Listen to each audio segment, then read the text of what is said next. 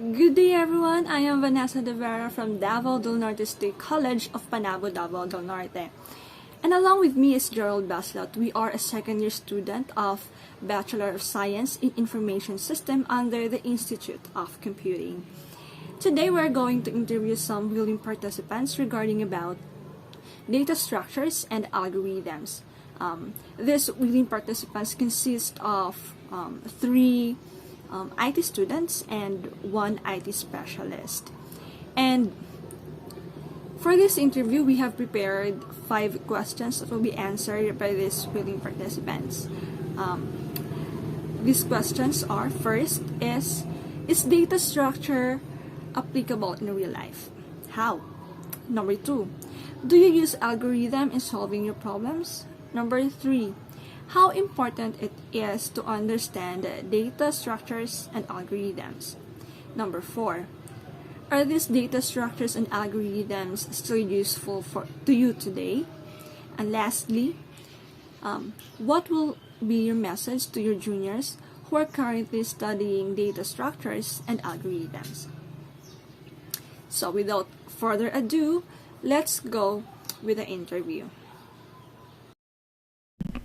Good morning, Gerald Baslot. I want to introduce myself. I am Angel Vindelema and still studying in Gabriel Taborin College of Davao Foundation Incorporated. I'm taking up the course of Base IT and now I am a second year student. So the first question you want to answer me is data structure applicable in your daily life, especially as an IT?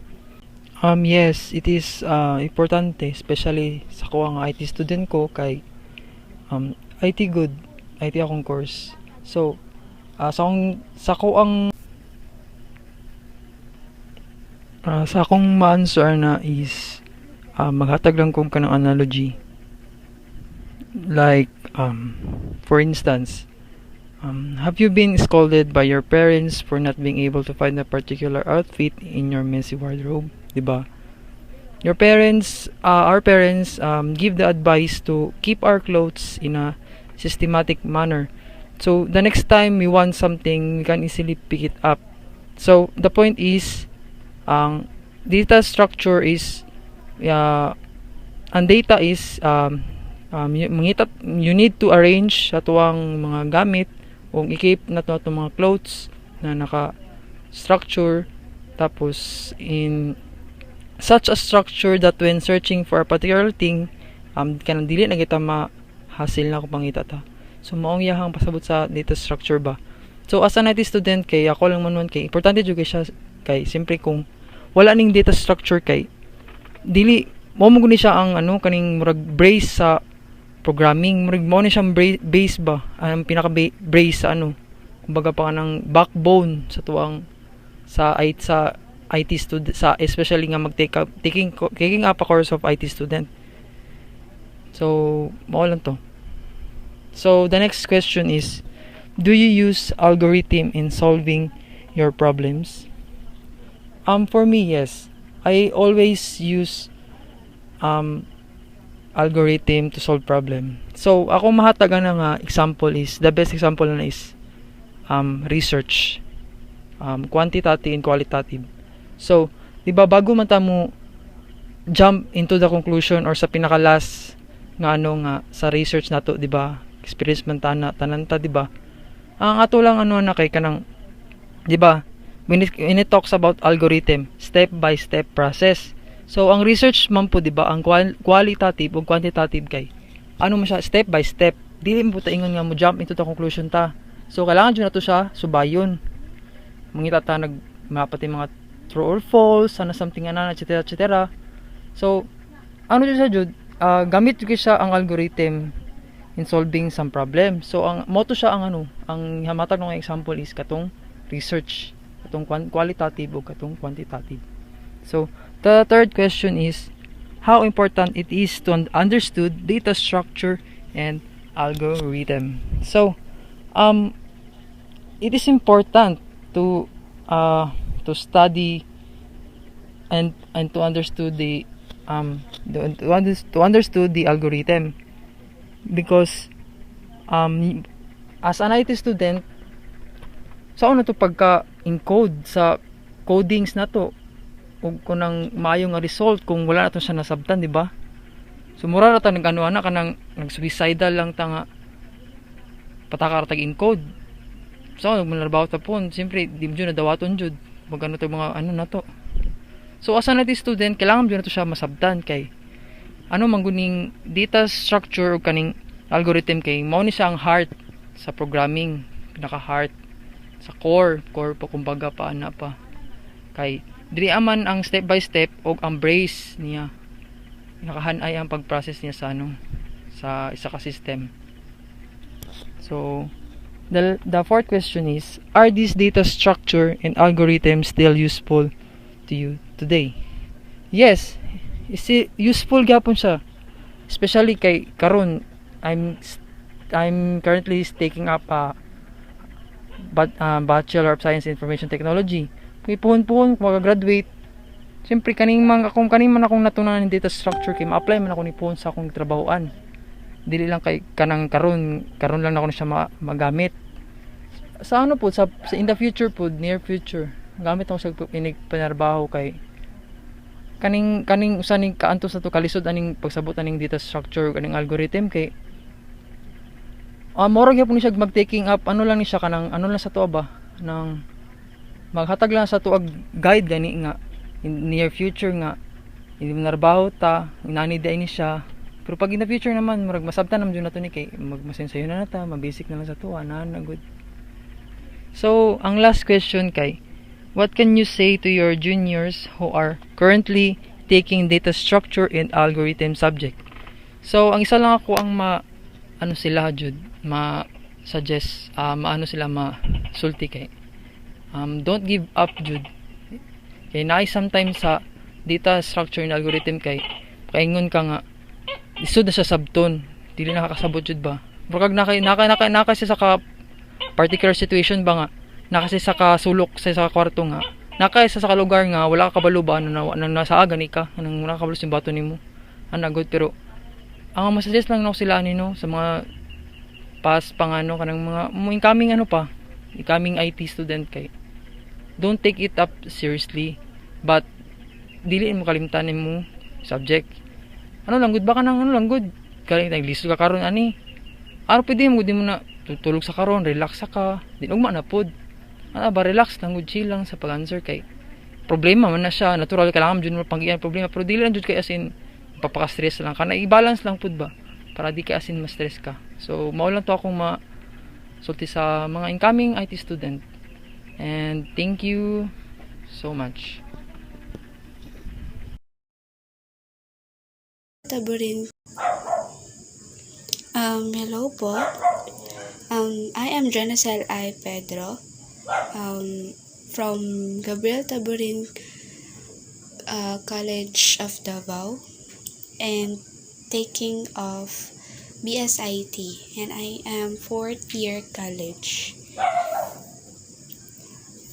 My answer is for the number 1. Yes, applicable ni siya in real life like mga sorted products or mag-grocery ka. Ma-apply man nato ang tanan structures kay organize man ato mga palitunon. Like that. And for number 2, my answer is yes, Jude. Kay labi na sa mga situation na need og step-by-step na process para ma-solve nimo. Example is kanang magpa-enroll ka. Need mo i-follow ang guidelines sa school ug mga instructions nila para ma-enroll ka. And for number 3, my answer is it is so important to understand both data structure and algorithms because it will help us to understand the processes not only in programming but also in real life, and it will help us solve problems with our works. And for number 4, yes, because personally I am sorting my own files with my phone or computer. And obviously, there is an application of data structure with that. With algorithm, bisan unsa pa kagamay sa problem, need jud siya og step-by-step solution.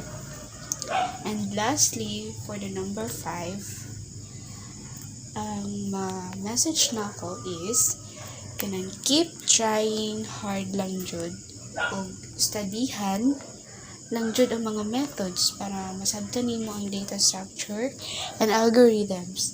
Dili mag-absent sa klase, labi na ani nga subject kay lisod kaayo kung ma-miss nimo ang isa ka lesson.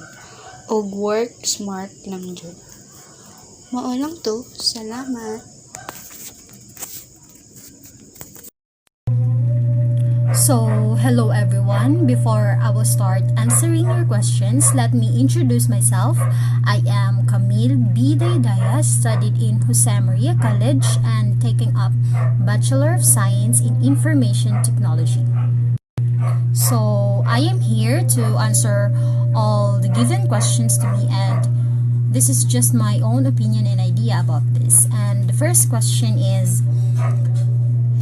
data structure applicable in real life?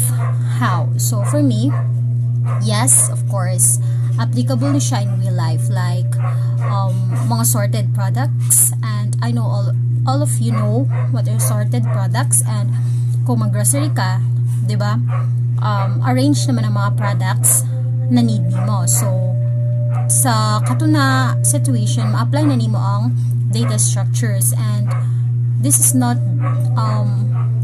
just dili lang ni siya mao ang situation nga ma-apply nimo ang data structures in your real experiences. Of course, daghan pang mga situation na ma-apply nimo ang data structure. So, the second question is, do you use algorithm in solving your problems? Of course, for the people who didn't know what is algorithm, so algorithm is a step-by-step procedure to solve a problem. So, yes, of course, what I've mentioned a while ago na kanang magamit nato ang algorithm, especially mag-solve the problem, of course. Dili lang ta basta-basta na mag-solve og problem na we should set rules or instructions, like for example when you are solving math problems, and of course naman dyan na siya step by step procedure na imuhang sundon. Dili lang ka basta-basta mag-solve na basta-basta imuha lang. You should follow the rules in order for you to get the correct answer.